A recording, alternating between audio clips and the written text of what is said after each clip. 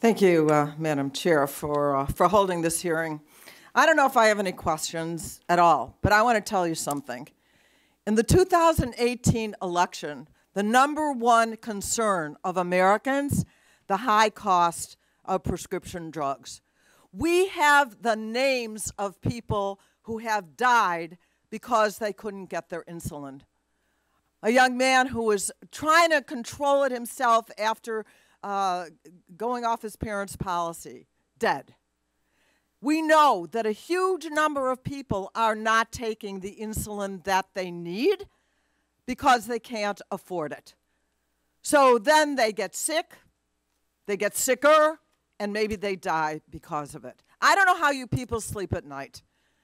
Between 1996 and now, when you've got Eli Lilly from $21 a vial to $275, you heard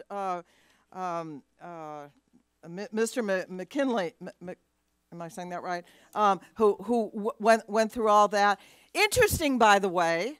So for Eli Lilly, it's now $275. For Sonofi, it's $270. For Novo Nordisk, it's $280. Curiously close in price, and way too high. I want to tell you something that will not stand in this Congress. I heard Ms. Brooks say the system is broken. And I think on both sides of the aisle, there is a commitment.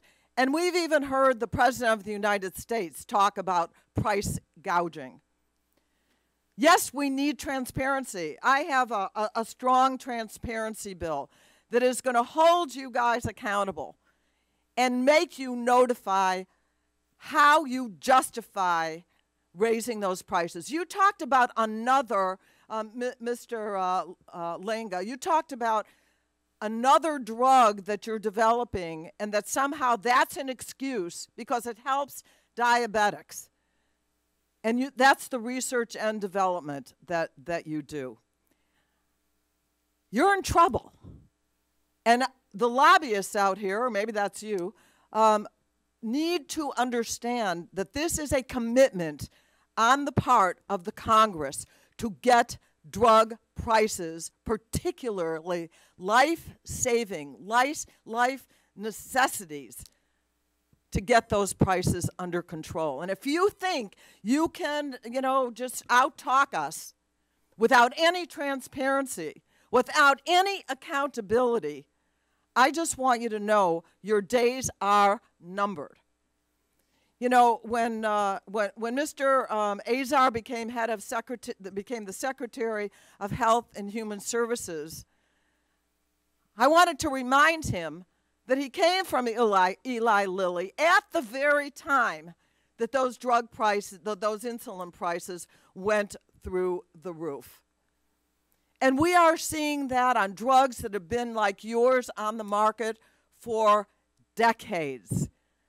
And if you want to try and explain, I totally agree. Isn't that a good thing that now people may be able to take one vial and not have to shoot up all the time because they, and the delivery system. But we have no clue if that means that you can raise those prices 1,000%. And you think you can get away with that kind of secrecy or just blaming the PBMs. I'm not holding them unaccountable here. We need to do that. But don't excuse yourselves from this. And don't tell us about the wonderful charity prices that you give, and then you do get tax breaks, I'm assuming. Contradict me if I'm wrong. When you give charity care to people, I believe that that is a tax-deductible kind of item for you. I'm not hearing anybody contradict that. I resent that very much, because then everybody else is still paying those very, very high prices. So just know something is going to happen here if you don't decide in your own interest to lower those prices so people don't have to die. And I yield back.